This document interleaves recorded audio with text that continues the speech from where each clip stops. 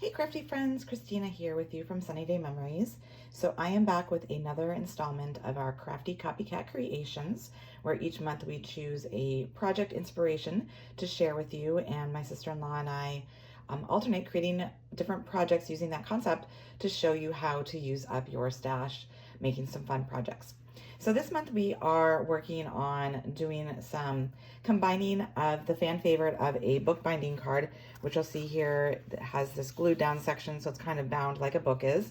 And we're combining that with another fun fold. So my previous video had a bookbinding gatefold card, which is super fun. And this week I'm going to show you how to do a Bookbinding Explosion card, which when you go ahead and open it up, it has this huge wow factor to it. Looks really hard, super simple. So let's go ahead and get started and let me show you how. Okay, so let's talk about the supplies that we're going to need. So we're going to go ahead and we're going to start with our base. I am using crumb cake here. It is 11 inches long and it's 4 1/4 tall. You're going to score it in 3 places to go ahead and create that spine. So you're going to do it at 4 1/4, at 5 1/2, and at 6 3/4. And then what that does, like I said, is it creates that spine here. You can see here on the end, the left-hand side. And we're going to go ahead and we're going to glue these two sections together. So I would recommend using something, you know, strong, because it's going to get some action and you don't want it to tear apart on your recipient.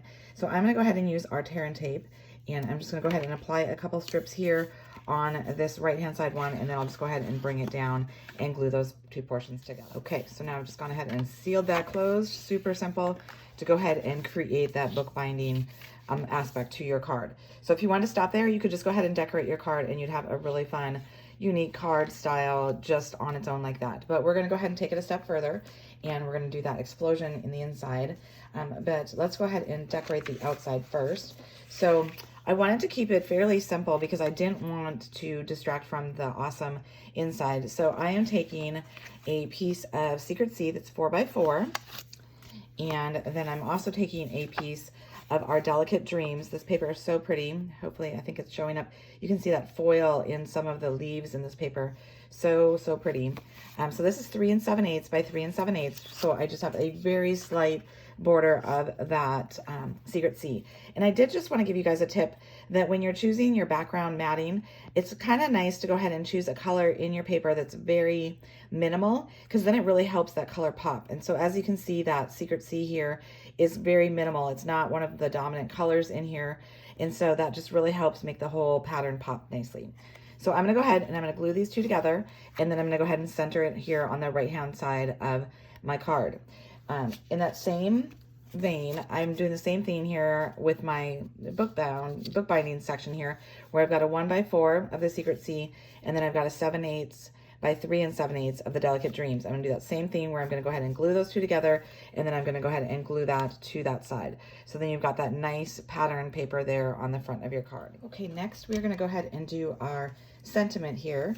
So I've got a die cut in the basic white and a die cut in the Secret Sea.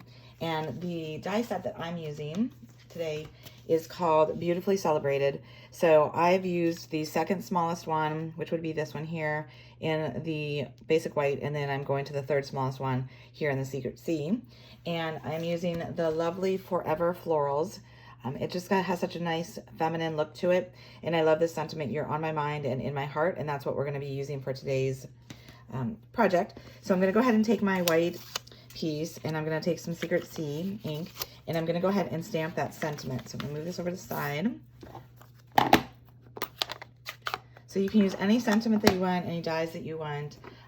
Like I said, I just really like how this just has such a feminine look to it, and it goes so well with this beautiful paper. And so I'm inking it up in the Secret Sea. Make sure I've got good coverage. I'm going to go ahead and center it on my die cut.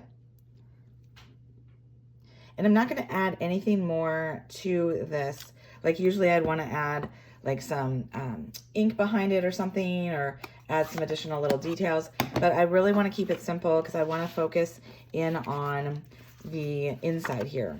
So I'm just going to go ahead and glue these two together, and then I'm going to go ahead and center them on that front panel. Normally I would have gone ahead and put some dimensional some Stampin' Dimensionals or 3D foam behind this to kind of raise up so the sentiment is just really predominant. But because this inside is kind of bulkier and I do want to be able to mail it, I did have it glued flushed to the card. So I just wanted to point that out just so that you're kind of thinking about how bulky your card is and if you're going to mail it or you're going to hand deliver it. So there's just that one little tip I have for you. Next, we're going to go ahead and we're going to take some of the Secret C. I believe I had about 15 inches of this, and I have some of the linen thread, 9 inches. So I'm going to go ahead and I'm going to take this Secret C from behind here, and I'm going to bring it to the front, and I'm just going to simply tie it into a knot. So I did give you longer measurements of both this ribbon and the linen thread, just in case you need a little bit more slack to be able to create a bow, just so that you're not struggling with it. I didn't want it to be a challenge for you. So if you like to preserve and not have so much wasted, you might want to cut shorter bits from what I'm giving you. So I'm gonna go ahead and trim off my ends here. And then I'm gonna go ahead and I'm gonna take my linen thread. I believe I had 9 inches of this, and I'm going to actually go ahead on the outside of this.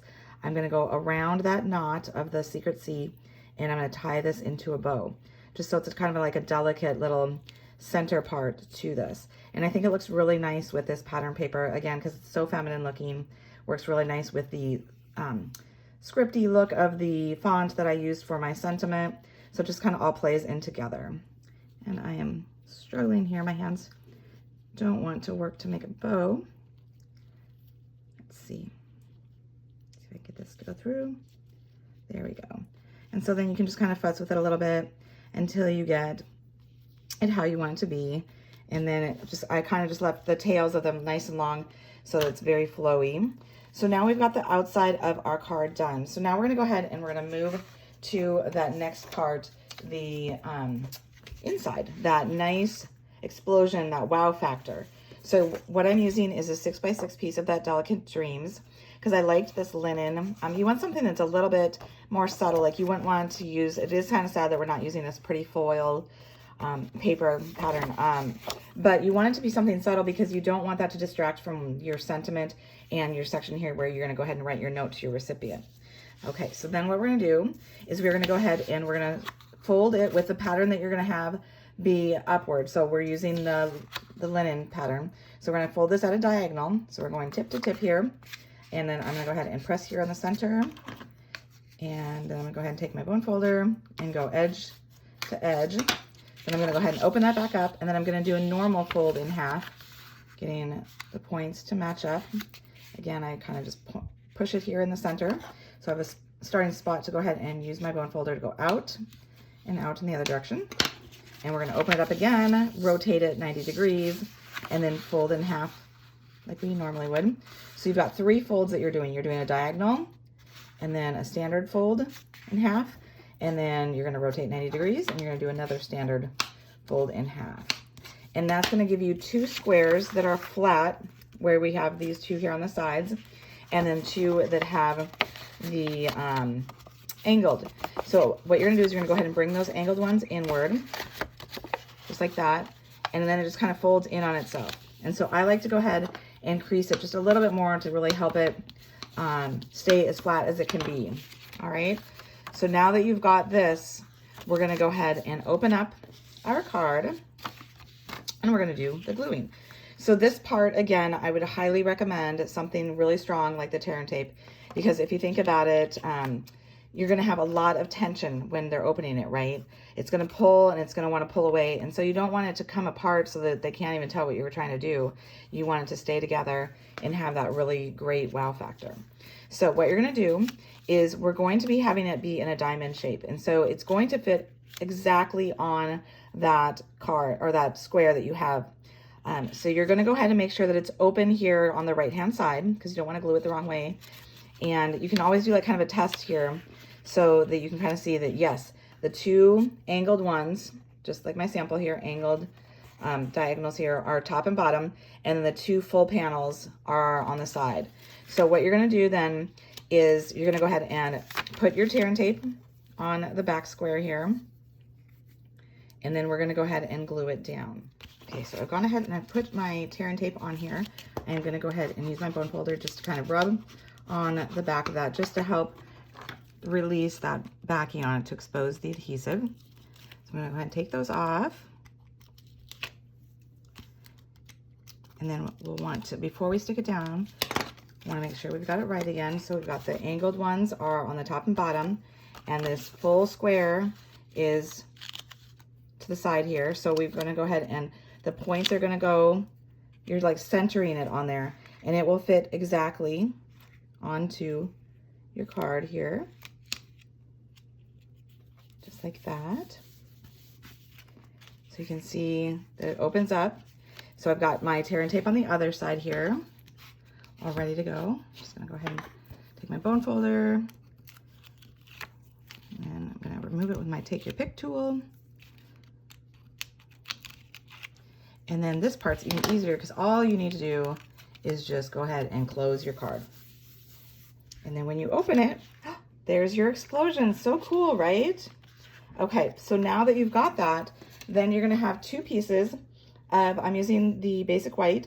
I'm doing 2 3/4 by 2 3/4. These are going to be the two that go on those two full squares. So they are gonna be at the diagonal. So just keeping that in mind when you're doing your stamping, okay? We're gonna do our stamping next.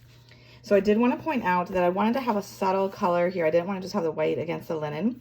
So I did one of my favorite tricks where I go ahead and I take a marker. I'm going to take both of these, so this to the side, and I'm using the brush tip on my marker, and I'm just going ahead and rubbing it along the edge. And that just gives it a little bit of color, a little bit of definition, so it kind of gives the illusion of giving you another matte. But because of this explosion mechanism, it's already pretty bulky, right? We don't want to add more bulk by actually adding another layer of paper. So this gives that look of adding the paper without the bulk, which is awesome. So if you haven't tried this before, I highly recommend it. So I am just going to go ahead and continue doing this. And then I'm going to glue the one to the right-hand side because this is going to be the one that I'm going to go ahead and write and sign. So I'm not going to do any stamping on it. And then we're going to go ahead and stamp the other side. All right, so we're going to go ahead and do our stamping. And I do want to remind you that we're doing it at an angle, right, in a diamond fashion here. So I'm continuing the sentiment here of this where it says you're on my mind and in my heart. So I'm doing the in my heart in the Secret Sea ink. And it's going to be right in the center of that diamond. Okay, give it a second just so the ink can all go into the paper. And then I'm going to use the little greenery in the Mossy Meadow, and I'm just going to add them to the side of my sentiment just to kind of frame it.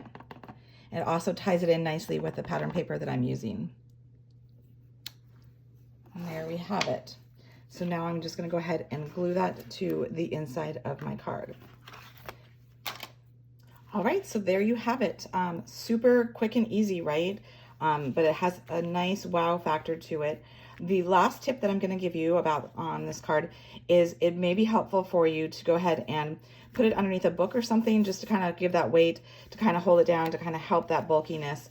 It'll help you when you are mailing it so it's not as bulky, because it's not so bulky once it's been flattened down. It's just that it's all new folds, and so they want to kind of spring up. So I hope you've enjoyed this. We would love to see your take on this, so be sure to visit our public Facebook group, Crafty Copycat Creations, and share your take on it. Be sure to like this video and subscribe to our channel so that way you don't miss future ones. And until next time, stay crafty.